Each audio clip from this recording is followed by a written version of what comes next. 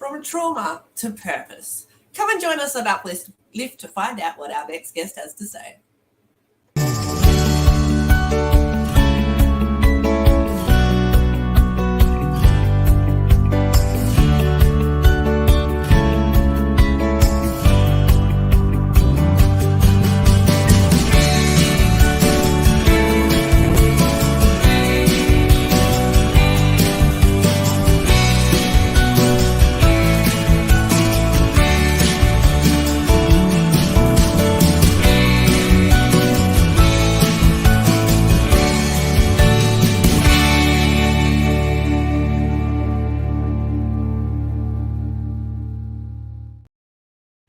Good morning, good afternoon, good evening. Welcome to Uplift. We appreciate you joining us live or in replay from wherever you are around the world. My name is 𝗏𝗏 and I'm joining you from Perth in Western Australia. As you can see, I'm co-host of the Social Media Coach, and I'm here, as usual, with my beautiful, amazing, wonderful co-host, Mr. Neil Russell. Thank you, Sarah. I'm really excited about today because of our magnificent guest. It's our 70th episode. We've just celebrated Mother's Day, so how can we not have a beautiful, spectacular start to our week? Well, it's Monday here and Tuesday where you, Sarah and Haran. So I'm just really excited, and welcome to our show, Haran. Thank you. Good to see both of you after a while. It's good to be here. Great. Thanks for coming back again. It's wonderful that you are gracing us again with your you-ness. There is so much you that I love, and there's a reason we connected all those years ago, and there's a reason that we've brought you back on as a guest. Now, not everybody knows who you are, though, so can you give us a little bit of an intro to share some of your you-ness with our audience? Wow. Okay. I'm just thinking where to start. So, Right. yeah. So, I don't want to go back and talk too much about the trauma that I went through in my life, but I just wanted to say that I went through war trauma, family violence, sexual abuse, and coming to Australia as a refugee. I was suicidal. And then I worked in the accounting field for a while, and then my search for truth and my healing journey actually helped me get into counseling and also coaching as well. Then I realized that this is my purpose. This is what I'm here to do: help people heal themselves, heal their trauma, and live a life with purpose, with intention, with fulfillment. So that's why I'm here. And I just want to say that in my culture, they say when somebody's talking, if there's a bell rings, it's a good sign. Oh. Well, I was going to say sorry, but now I'm like, well, you're welcome. So, all right, you said it's horrific that you had to go through war trauma, and all of those traumas. But I'm thinking the cheeky bugger in me goes, I think it was the accounting that really pushed you over to deciding you needed personal growth. That's kind of true, because I was really hating it. Like, one thing with me is that like when I start a job, until I learn the job, I'm so excited about learning things because growth is my number one value. So when I'm learning the job, I'm so excited about it and I want to learn more. But then when it becomes repetitive, I hate it. And the accounting role that I was doing was like very repetitive. The accounting software that I use and how I file, what I used to do, and everything was very repetitive. So I became so sick of it. Understandable. So would that be fair to say that one of your values is differences? Like you like to be a bit on your toes and to think on the spot, right? Yeah. I would like to say my number one value is growth, because Yeah. I value growth in every aspect of my life. So I like to be challenged. That's part of me learning and growing as well. And I also like to put myself in uncomfortable situations, where, like if I feel uncomfortable in a crowded place and unfamiliar around unfamiliar people, I would like to go there.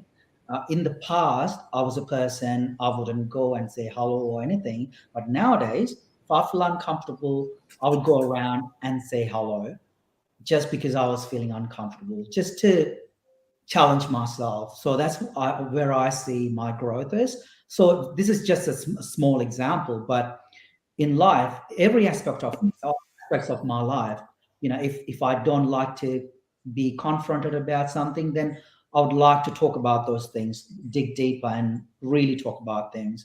So that's me, because I feel like that's where we grow. When we grow, that's where we can help more people as well. When we grow, that I don't believe in being perfect, but I believe in progress. So to progress, you need to continuously learn all the time. So that's where I'm coming from. So Ryan, you said an interesting part. Well, to me, it's an interesting concept because most people turn away from the uncomfortableness. And I'm going, what's in you that triggers you to turn into the uncomfortableness? What is driving you, or do you suspect that drives you to turn into the uncomfortableness for your growth? Because most people, as soon as it gets uncomfortable, they turn around, they take the Y in the road. They don't like to head straight into the storm. And I'm not saying you're heading into straight into all the storms that life throws you, but it sounds like you're curious about the storms. Absolutely. I think what triggered me to, or what helped me to step into this uncomfortable zone or discomfort, is that when I came to Australia, I went through so much, um, like in terms of when I worked in certain areas, I went through racial abuse, like people directly calling me names and stuff like that, where I didn't even know how to address that or how to talk about it. And I was very immature as well. And then there were situations I missed so many opportunities because I wasn't talking. So many different things happen in my life. But then after healing my trauma, what I realized was that if if I let that go just because I was uncomfortable, I'm actually missing my opportunity to grow. Because my growth is my number one value, I'm like a missile looking for it. I'm not really, I don't look for trouble, but at the same time, if somebody's saying something like, I'll give you an example. One of the roles that I used to do, I was working as a counselor at this particular place, and the director was he wasn't trained in that particular area that I'm in, and he doesn't have any idea about what I was doing or anything like that. So he was being very, he was a bully. He was being a bully. He was being very disrespectful towards me and my manager. And one of the things that I did after, when he was talking to me, I was so shocked that he could talk to me like that and talk to my manager like that. And then after that, what I did was, I want to talk to you. I asked, I put a request for a meeting to address that. When most people, or in the past, if it was me like 10 years ago, 15 years ago, I would be scared to talk about that or bring it up. I would just brush it up under the carpet and I'll pretend nothing happened and then keep moving forward. But then I know that when I do that, I'm giving away my power in a good way, not my ego, but the the power that is within me. That is, I believe that we all have that. We all have You know, God within us, all of us. And when we are not being authentic, when we are not being true to ourselves, then we are not radiating that. So if something is not sitting well with me, then I want to talk about that. Then I want to address that. It doesn't matter if it's going to make me uncomfortable. I will say, yep, I'm going to feel uncomfortable, but I'm going to face it anyway. And let's see, how I come out of the other side. So where do you think this courage comes from? Because it sounds to me it's a little bit of courageousness, because for people I believe need to find some form of courage to stand against a bully, to stand up for what they believe in. Have you got any thoughts on how to build courage, or where do you think courage comes from? I'm throwing it out as a really big topic, and then maybe we'll narrow it down. But in order to take a step towards what you want, it can be very daunting and fearful for people. So they need a step to be courageous. Do you want the short answer or long answer? Well, let's go with the short answer to start with, and then we can see where we go. Well, the short answer is just doing it anyway. Just doing it anyway. Because I was sick of being fearful. I was sick of being, feeling I'm not good enough. And then I told myself, no, I'm going to just face it anyway. And I'll give you the long answer as well. So when I was going through coaching for the first time in my life, I was so ashamed of addressing some trauma, especially the sexual trauma and certain other things that happened in my life, where I was constantly thinking, oh, she's going to judge me. My coach will judge me and all that. But the thing was that at the same time, part of me was also fighting with me, saying that, well, if I don't address it, then I can't heal it. I can't come out of it, because I was losing sleep. I was feeling miserable. I wasn't happy. It was really limiting me from living the life that I want to live. So I told myself, even though it's making me uncomfortable, I'm going to do it anyway. Even if she's going to judge me, I'm going to do it anyway, because this is about me. This is not about my coach. This is not about anyone else. This is about me. And so I openly shared about everything with my coach, and I healed my trauma. And after that, I realized there's nothing to be afraid of. Of course, there are some people who's going to come into your life and then they're going to judge you. They're going to say stuff. But then you don't want those kind of people in your life anyway. No. So I just keep on focusing on what I want and how I want to live my life. I want to live a life of fulfillment. I want to serve humanity. I want to, help people and empower people to live their life on their terms. So for that, I need to address my trauma as well and everything else. So that's why I'm like a missile looking for those, discomfort. Oh, you're looking for discomfort. Guys, did you pick up on that? Like, when was the last time you hung around somebody who said that they're looking for discomfort? Curious to know. Let us know in the comments below. Notice what Haran is saying, because Haran has got just so much information here and a beautiful wealth of knowledge to share. And please, if you have any questions, drop them in too. So, Haran, what I heard you say was that, you faced the fear and did it anyway. Did you ever have any procrastination to get over, or was there anything else that got in the way of you achieving that that you'd like to share with the audience? Of course, at the end of the day, I'm a human being as well. I have my own limiting beliefs, things that stops me from achieving the things that I want to achieve. Every day I wake up, I ask myself, oh, do I have to do this? Then always I ask myself, what is my life goal and what is my purpose? Then that, along with me being aligned to my own values, keep me going, So I'm so clear about what is my values, what is important to me in my life. So anything else that doesn't serve me, live my purpose and help me being aligned to those values, I don't focus on those things. That can be people, that can be certain life events in our life. It could be anything. So I don't focus on those things.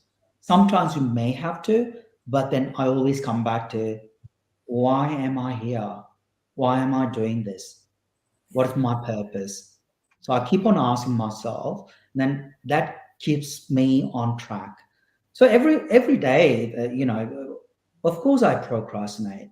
Of course I get scared. But at the same time, I also get up and then do what I need to do. Sometimes I may not be able to do 100% of the things that I wanted to do, but then I'll make sure I at least do 80% of the things. And then also not beating yourself up about it, because in the past I used to beat myself up if I can't achieve certain things or do certain things. But the more that I was beating myself up, it was bringing my vibrational level down. It was bringing my self-esteem down. It was bringing my energy and everything down. So I was like, I'm being the culprit here.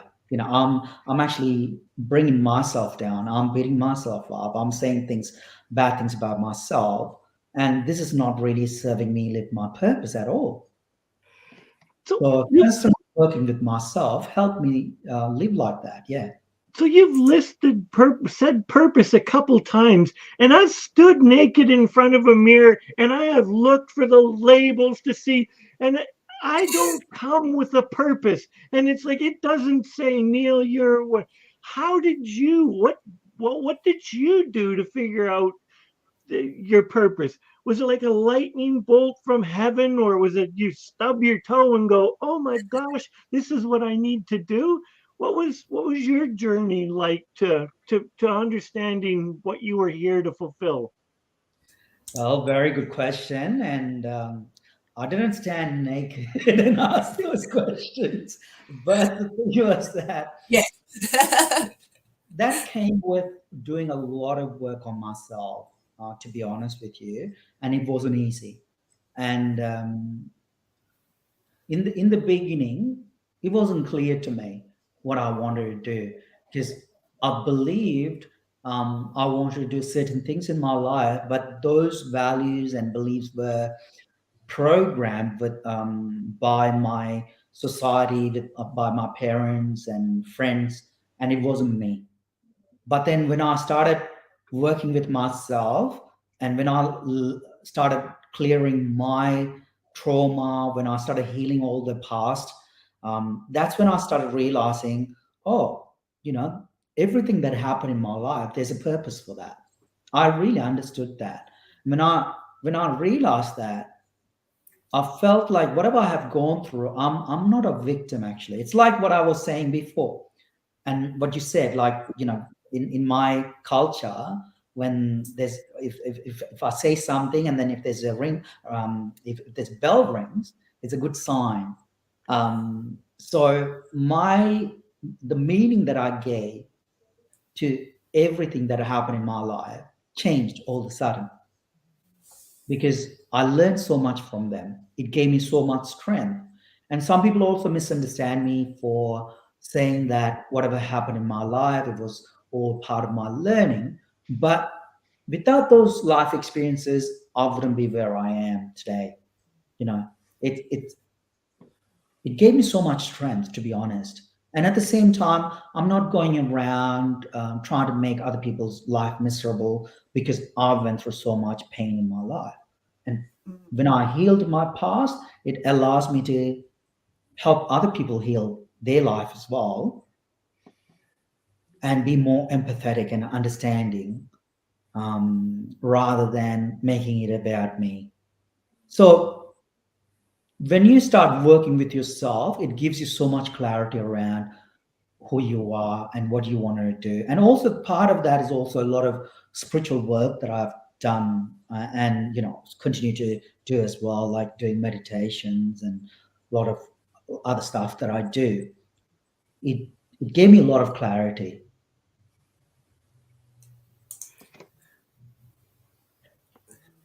Waiting to see if Sarah was going to jump in.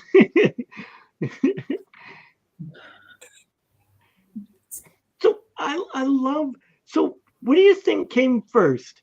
You're searching for purpose, or a spiritual awareness that there was more to life than you could feel or touch? Or was it all involved and melded in one little, as you learned about yourself, you learned about spirituality, or you learned about spirituality and you learned about yourself? Was there one before the other? No. It was a journey. It's been a marathon, right? So it's not like, oh, I want to find my purpose and then I found it. No. It's like layers after layers, you just have to peel through each layer, and then it reveals certain things. Mm. And you see certain things and you build on top of that. It's almost like, you go to year 1, year 2, and you go through school system. Now you learn certain things, and then all of a sudden you realize, when I was a little kid, when I was 5 years old, I wanted to be a Superman, but now I wanted to plant trees. Some people are like that. There's nothing wrong with planting a tree or being a Superman or whatever, but I'm saying that people will realize as you grow, as you mature. I think when I started healing my past, started healing my trauma, it gave me so much strength and wisdom and clarity around my life and the world around me. That's when I started seeing my purpose. And the purpose is evolving always. When I first healed my past trauma 15 years ago, my purpose was helping people who have gone through war trauma. Now that evolved, and still I'm helping people, but I'm helping people who have gone through war, but I'm also helping people on the global level, where I'm helping so many different people on so many different levels now. So I feel like it evolves as well on so many different levels. Mm. Yeah. And I love that you related that to being a child. At one stage in life, you've got this goal, you've got this purpose, and then as you grow and evolve, you have different reasons and purposes for doing things. One thing that I say to my 6-year-old is it's your job to learn and to have fun and to play. It's my job is different to yours. Your job is to have fun, and she sparks up, and yes, I can do that. Yeah. And I think as adults, it's okay to have fun and to play as well, because in that playful moment, you sort of get out of your maybe normal mentality, and you step aside and you see things in a different light. And when you see things in a different light, you're more likely to see what drives you have, and what things that even your boundaries, some boundary violations that have been crossed that maybe you didn't quite notice as strongly before. And you playfulness will sort of bring in this, now I have this real purpose. I want to help people to help themselves, or I want to help myself to get over whatever I'm going through. Whatever that is, there's different ways that you can look at things. And I know that everybody here on this panel knows that from their own personal experience. And I'm wondering if you guys too have experienced that. So drop us a comment. Yeah. Haran, if you didn't have these experiences, if you didn't have this epiphany, that this evolution of life, as we change, where do you think life would have gone for you?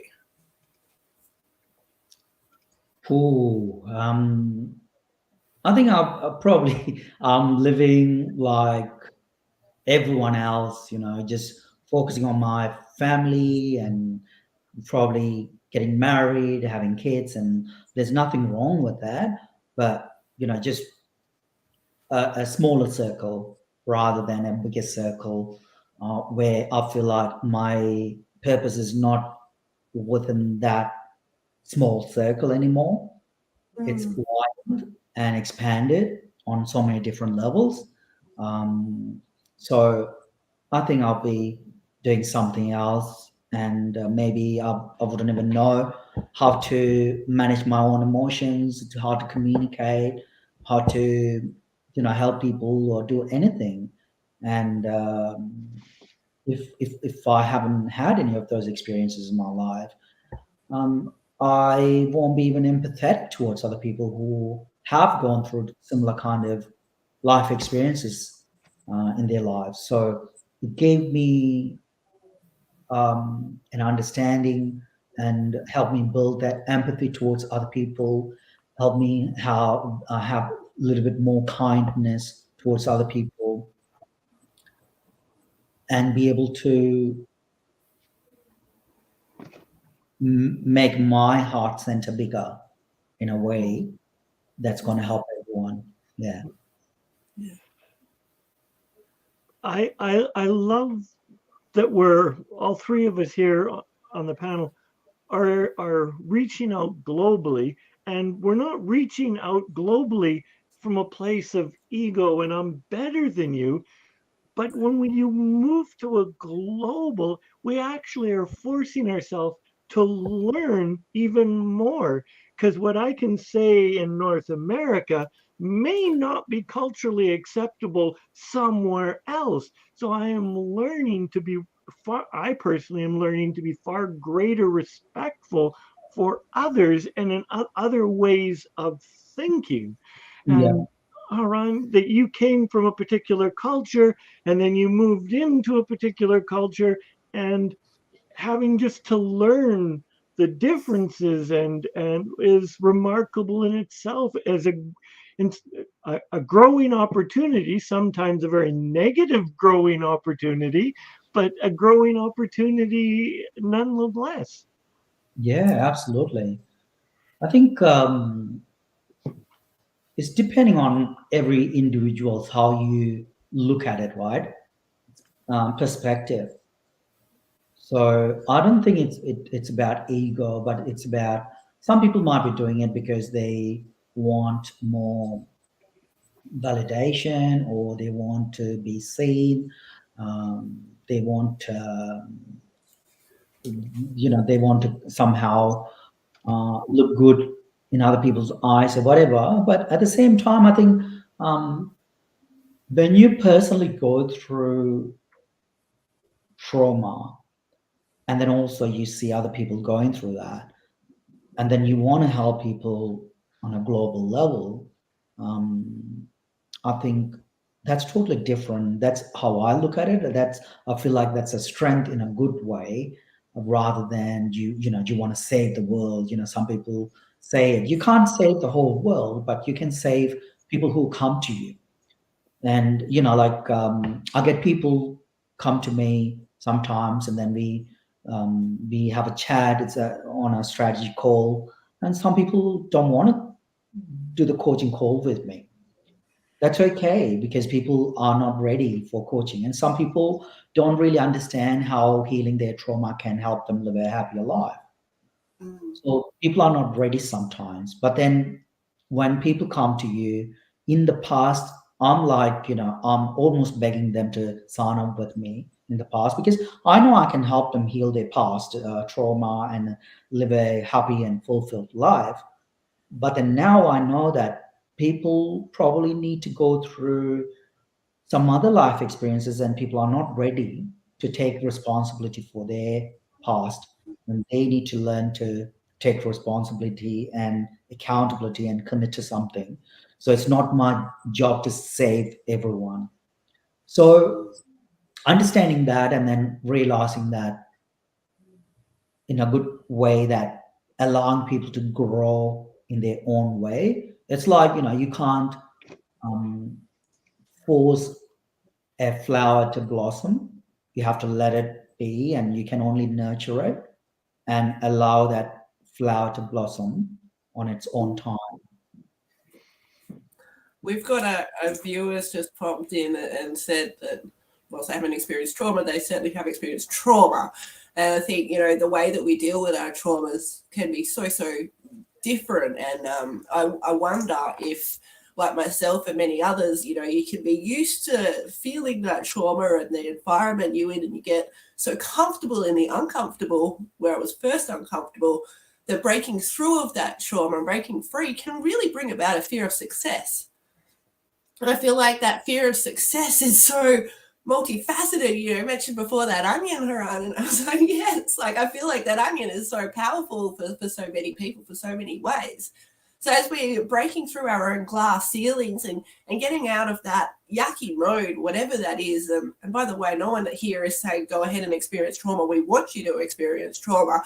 No, we don't want you to experience the trauma, but we do want you to help you to see yourself in a new light and help you to break free from that fear of success and get those changes that you probably do desire at one level or another.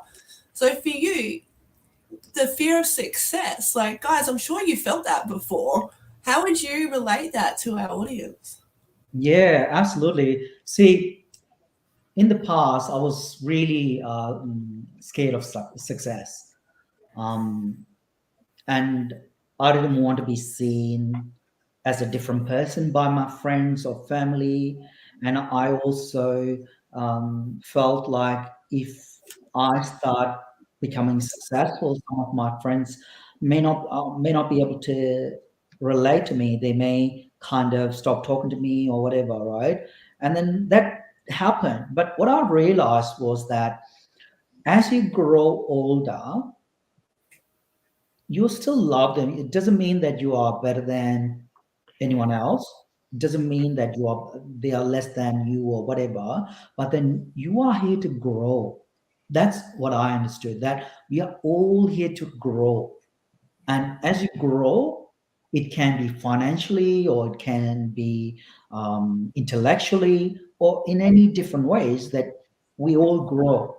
If you are not growing, you are dying, right? So like Tony Robbins says. So if you are scared of your own success because, you may look different to other people, or you may lose your friends, then you need to really ask yourself, do you want to stay there and wallow in that, whatever that you are in? If that's okay with you, that's okay. However, for me, I wanted to continue to grow, and whoever is ready, I'm here to pull them up as well. So I'm helping so many people as well along the way. So I feel like it also shows you real people around you as well. When I started growing, there were some of my friends were jealous, I guess. And then there were some of my friends would reach out and tell me, well done, Haran, and all that.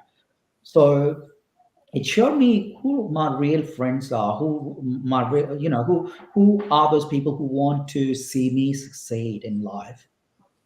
And some people would say, I want you to be successful, but then they keep on putting fear. It's their fear. So you need to ask yourself, what is it that you want with your life? Again, going back to your life purpose and your life goals, and whether you want to be true to that or get caught up with your fear and then stop yourself from even progressing. I did that. And, in the past, I wouldn't put any videos, I wouldn't put any videos just because some of my friends might look at me weird or whatever, and then they might think of me as someone being here, and then they can't relate to me, and then I didn't want to lose any of my friends. But then now I just focus on my purpose. Whoever wants to travel with me, they can come with me. Oh, powerful. Yeah.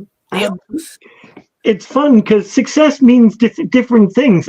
I'm a 3 times international best-selling author. And to a half a dozen of my really good friends, it means zip to them. Yeah. Nothing. Yeah. I'm still the same person that couldn't pass in hockey or whatever. I was still the person that they pictured to me, even though to other people, I have achieved a great deal of success, and they turn to me. I have a group of friends that are like, yeah, okay, so what? Doesn't matter. So it's interesting with success. And yet success, I think we all have an internal innate desire to be successful in something. And that's part of, I believe, a calling that we want some, one of our 6 core needs is we want some form of recognition. We need some sense of belonging. And some a little more, look at me, a little more than others. But to some degree, we all want to feel loved and appreciated, and success to some is a measurement of that. Absolutely. Yeah, I think, significant is one of our human needs, and that's okay. And at the same time, if you're scared of success and then that's stopping you from living your true purpose, then yeah, it's going to make you unhappy. So I don't want to do anything that's going to make me unhappy. Life is short. You just want to live your life and be happy and help other people. That's all. Yeah, and I want to add to that, circling back to sort of where we've come from, when we have a group of friends and people who know us for being one thing, to step away and to break free from that which is holding us back can be so, so daunting. So if you've experienced that and you are on a different path and you're feeling a bit lonely, know that we care, know that we've been there, and know that there are going to be other people out there in your future who you are going to align with and fill you with so much that those people that you might be missing, they're going to be missing out on spending time with you in your future, your present you even, and that's okay. They're on a different journey to you. Some people are here for a reason or a season. Make sure that your reason is being put first. Put you before other people's fears or lack.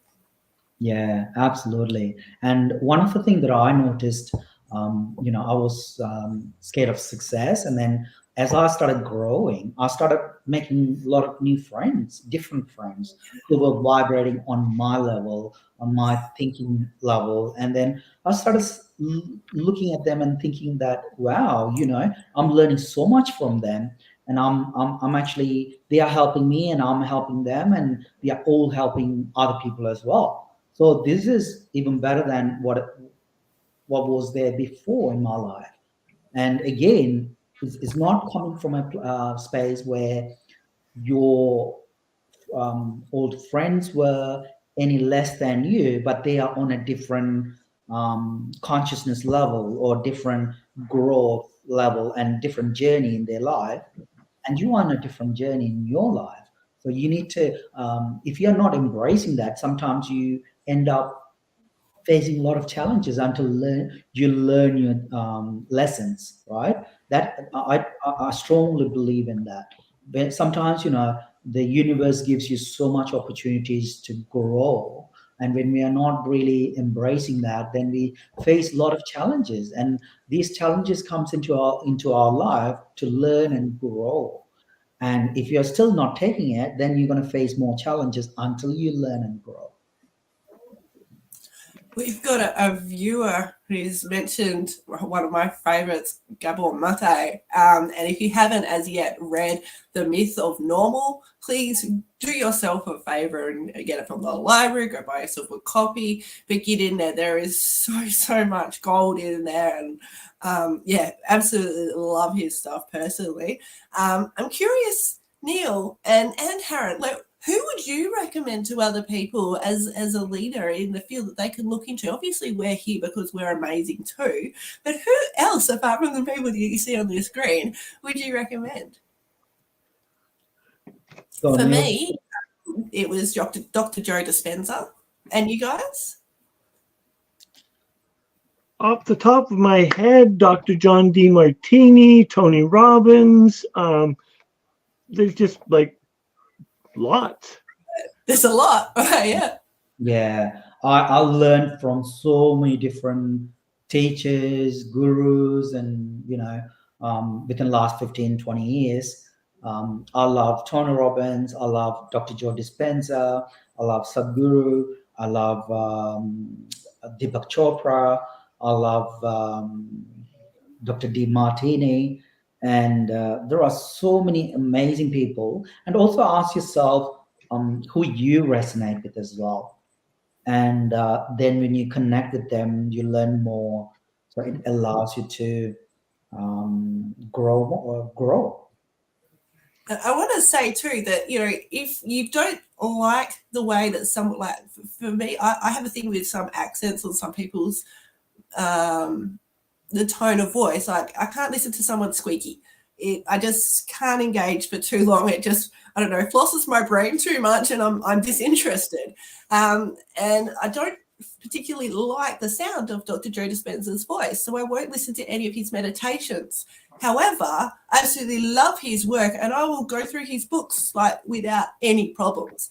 So yeah. I don't know if you've experienced that in one way or another, but there are different ways that you can take in some information. So there's a lot of ways that we can grow and to pursue our usness.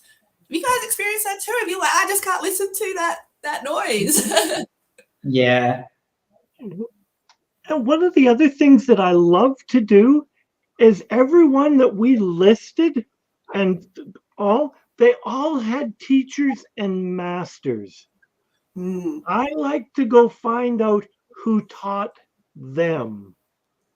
Yeah. Like, how did Tony Robbins get so smart? How did Joe Dispenza get so smart? Who taught him? Because they were students. The DNA was there for them to learn, but they didn't come pre-programmed with it all in there and then just spit it out. They learned. And I like to go and learn from their masters. And when you start to go, like Napoleon Hill's book, Think and Grow Rich, when you start to just read the raw older scripts and then analyze it, I just love that. Yeah, absolutely. I think I can relate to what Sarah is saying about Dr. Joe Dispenza's meditation and his talk. Sometimes sometimes I don't understand what he's saying in his meditation, but I still love him and what he's teaching. And I read all his books, and I listened to all his, probably watched all his YouTube videos and all that as well. But the thing is that see who you resonate with. And like what Neil is talking about, I love to learn from Tony Robbins teachers and Dr. Joe Dispenza's teachers. And, you know, I bought some books from their teachers as well. So I think it comes down to, what do you want to get out? What is your purpose for even listening to them? What do you want to get out from that? One of the gurus you mentioned before, Sadhguru, he's an amazing human who has just enriched the lives of millions, if not billions, around the world. You mentioned him before, Haran. What's been your experience with him, or other spiritual gurus even? Wow, I don't like to call anyone being my guru or anything like that, but at the same time, I like to go to different teachers and learn from them. So I've been in this journey. I think it's part of it is my upbringing as well. I grew up in Sri Lanka, you know, and then I learned from so many spiritual teachers. From a young age, I started practicing yoga and meditation and all that as well. And then teenage years, I let go of it. And then later on, I got into Master Choa. Master Choa is Master Stephen Coe's teacher. You know, Master Stephen Coe, who hang around with Tony Robbins. So I learned, you know, a lot of stuff, and then I studied from Sadhguru as well. With Sadhguru, one of the things that happened to me was that in, you know, most of the spiritual books that I read prior to Sadhguru was, you know, people talk about the oneness or, you know, experiencing that yoga or union. When I was attending Sadhguru's stuff, one of the workshops, I actually experienced it. So, you know, I couldn't see the difference between me and another person and people around me, and even the plants around me. I couldn't see the difference. It's almost like I was in a different dimension, experiencing life as one. There's only oneness, that everything is one. That's how I started experiencing being a counselor. I was thinking I was going crazy because that's what I was saying, and experiencing. And I was so blissed out. I never experienced that in my life before. I experienced it on a very small amount, like for maybe 1 hour, half an hour, and all that. But that particular experience that I had lasted for probably months, few months. And then after that, when I go deeper into my meditation and all that, I can experience that. So that oneness, that's what I experienced when I went to Sadhguru's place and did his practices. And there are so many other teachers that I've been with, I learned from, and I've seen so many crazy stuff happening where I don't want to talk about it here. It's all like out of the fantasy movie kind of thing that happened. And I don't know, I don't want to talk about it unless, you're really curious about it. But what is the intention and purpose for that for me was understanding the power within us, the divine within us, that is within all of us.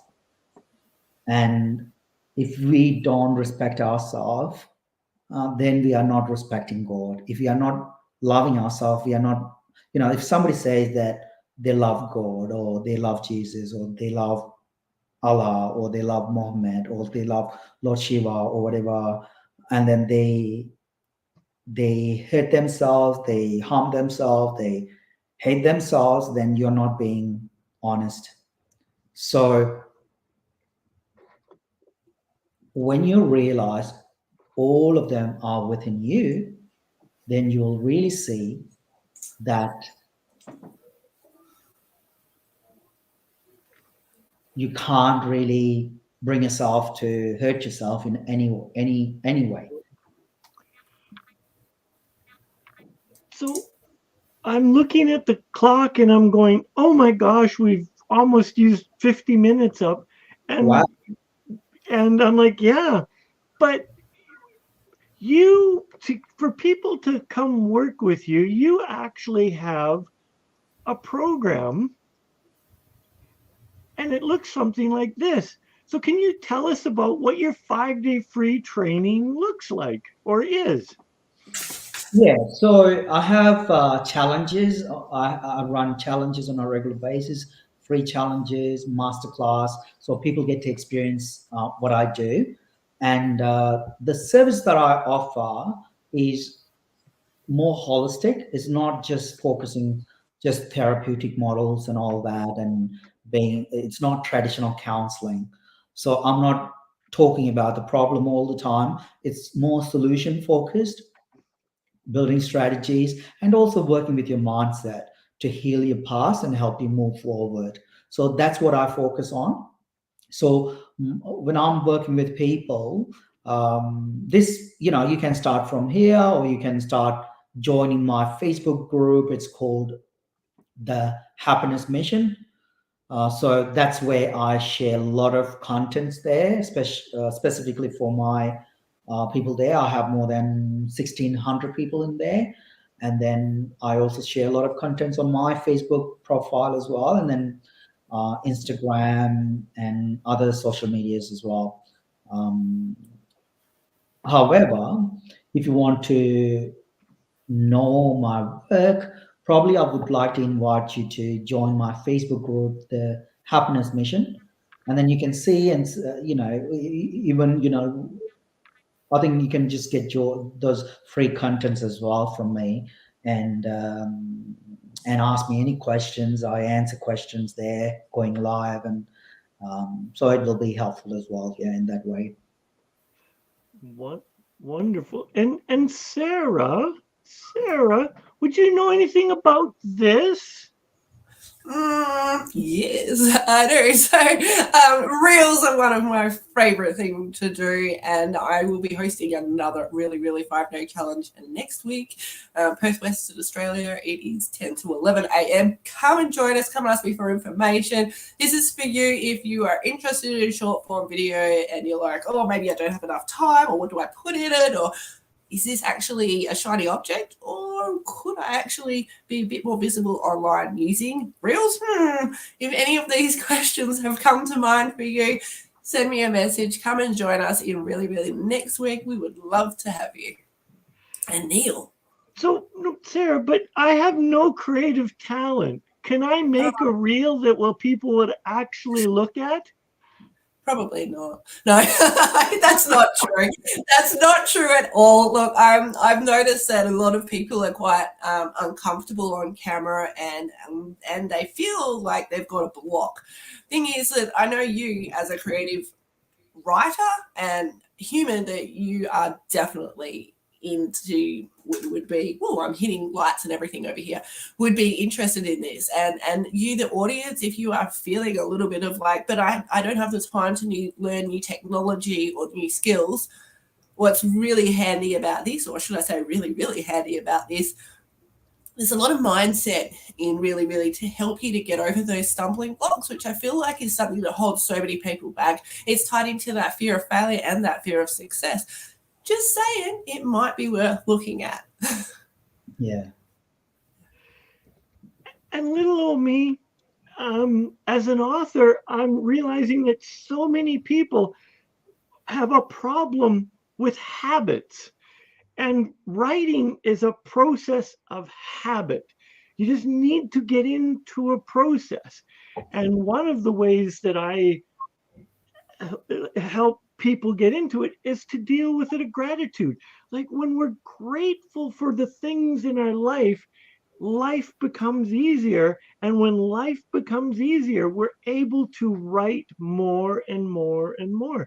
So I've created an easy to fill out process for a 30-day gratitude journal. So it's to help you, even if you never want to write a book, even if you never want to do anything, writing a gratitude journal is so powerful for the spirit and for the heart. It helps uplift you, and 30 days gets you into the habit. And just being habitual in a process is good for your self-development. Whew.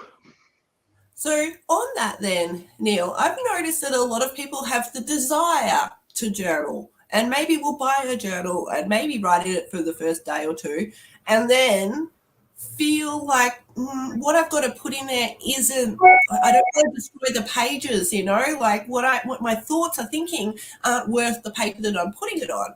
What would you have to say to that? I would gently say, stop being so critical and harsh to yourself. Love yourself for whatever you're putting on the paper. And then I would say, and if writing isn't working, then take a page out of Sarah Wade's art therapy and doodle on the page. Draw what makes you happy. Put little stick figures. Draw your world as it, so that you become, it's the habit we're endeavoring to change, and build. And don't be so critical. Great point. Yeah, I wonder if we got rid of all those little voices, those critiquing voices in our head, how far we could come. And Haran has mentioned, how he has overcome these things. And I know that both Neil and I have mentioned this in previous episodes. But my question is to you. How will you get out of your own way? You don't have to answer. Just think on it. So, where do you think your courage came from? Because you had to leave your home country to go to another. So was it fear from where you were in an unsafe place, or what was more? So apparently, I'm going to answer my own question. You were more afraid to be in the place you were than the place you were going. So where do you think your courage came from? I think my courage came from my life experiences. You know, when I was growing up in Sri Lanka, yes, it was pretty traumatic, living through a war and experiencing everything. But then when I came here, I couldn't speak English properly. I could sort of manage, but I couldn't speak English properly. And then it's like I knew no one here. I was only 18 when I arrived here. And on top of that, like, you know, I was also struggling with my own trauma from the past as well. So I think all that life experiences actually taught me to build that resilience within me. It's not just helping me build that resilience, but it only started happening after I started healing myself. So that's why I emphasize on healing a trauma, healing a wound. Otherwise, you can only look at life through that lens. Trauma, you know, you're only looking at life through trauma, and it's going to be painful, whatever you're going to look at. And then you're going to get triggered as well. The trigger might be like, I'll give you an example where I was working with this beautiful lady. She went through so much trauma. She became suicidal. And but then she thought she had a very good career, and she got a beautiful son and everything. She is successful, but she couldn't understand why she was feeling miserable. And then she was telling me that, oh, you know, because I'm not good enough, I'm not beautiful enough, I'm this and that. And then she just kept on saying without really understanding all that was happening because of her past trauma. So when you heal that trauma, then it allows you to really live your life without fear. Even if you feel fear, you know that how to overcome that fear and then live your life on your terms. Beautiful. Thank you. And as we go to wind up, I would like to just share that as my final thoughts is you are worthy of all your dreams, and take a step forward in spite of your fears, in spite of your doubts. And I'll go back to what Haran said in the beginning. Just step into it and face it and just do it. Haran, if you like to leave, got any last words you would like to share with our viewers and audience? Yeah, so I just wanted to say that whatever is going on in your life, I want to say, keep fighting and look for ways to come out of that and look for ways to heal. Because if you continue to find excuses, you will live the same way. So fight for your happiness. That's what I wanted to leave you with. Thank you. Beautiful. So I will add to that, as Neil mentioned before, art therapy was something that has changed my life. So I will add to that if your happiness does not lie with writing, maybe you could try doodling. You know, Neil mentioned this before. This is an example of something that I can give you to help you in different ways to get your thoughts out without using words. Like, I'm going to ask you guys a random question, which I ask my daughter every day. What color was your day? And the reason that I ask what color is it is because it gets you to think differently. And when we think differently, we're not stuck in the same spot. So if you're feeling stuck, I don't know, it might be a good idea to step outside of your unit and see what other interesting things you can do. Because as you collect more information from all different places, your understanding grows. So if you've been watching this and you're a little bit confused or concerned, know that we get you. We've probably been there.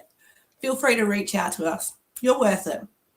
Until next fortnight when we are live again on Uplift, we trust that you go out and have amazing conversations, that you find your purpose and wear a smile. Talk to you next time. Till next time. Thanks. Thank you.